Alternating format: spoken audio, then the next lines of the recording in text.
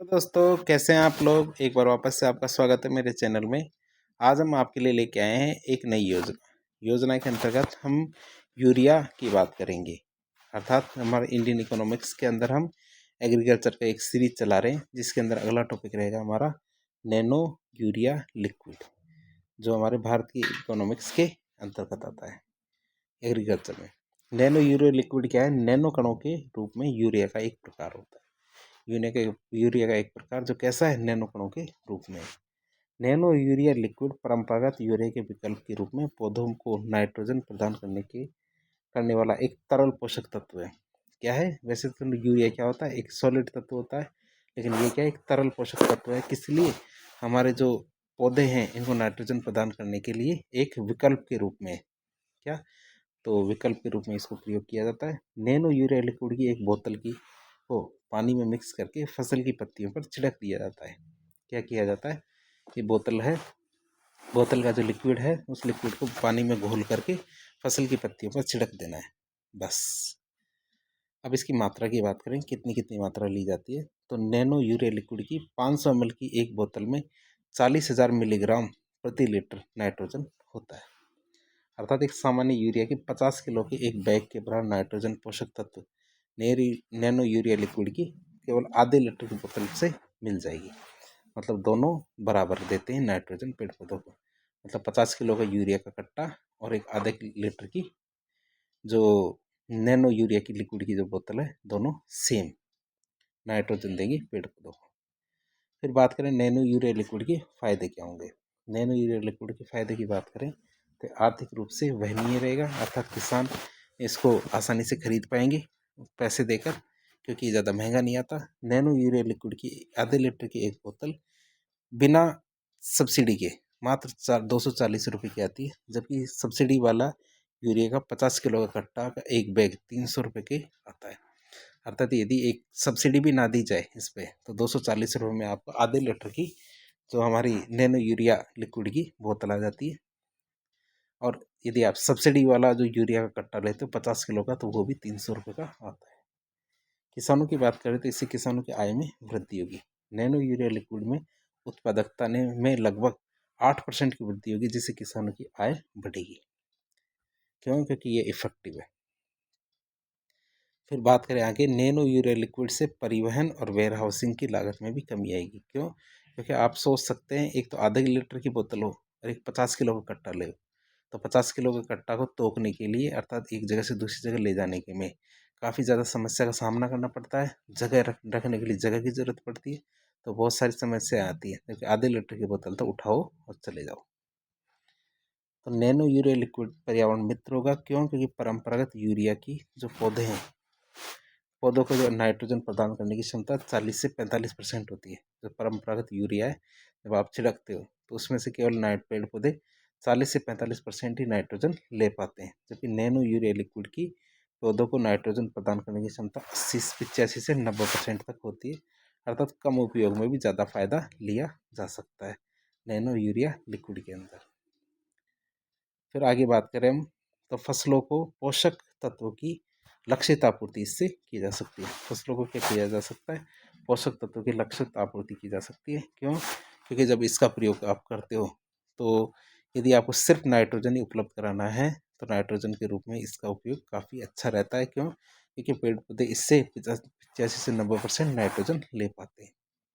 Nano urea liquid में पौध उर्वरक को सीधे पत्तियों में छिड़का जाता है, और पौधों के द्वारा पत्तियों के एपिडर्मिस पर पाए जाने वाले जो रंध्र होते हैं, वो सीधा ही इसको अवशोषित कर लेते हैं।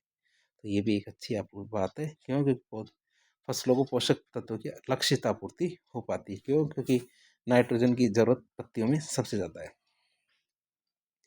कई बार क्या है कि सरकार के द्वारा क्या है, उर्वरक की खरीद की जाती है विदेशों से, तो सरकार का इससे आयात बिल घटेगा।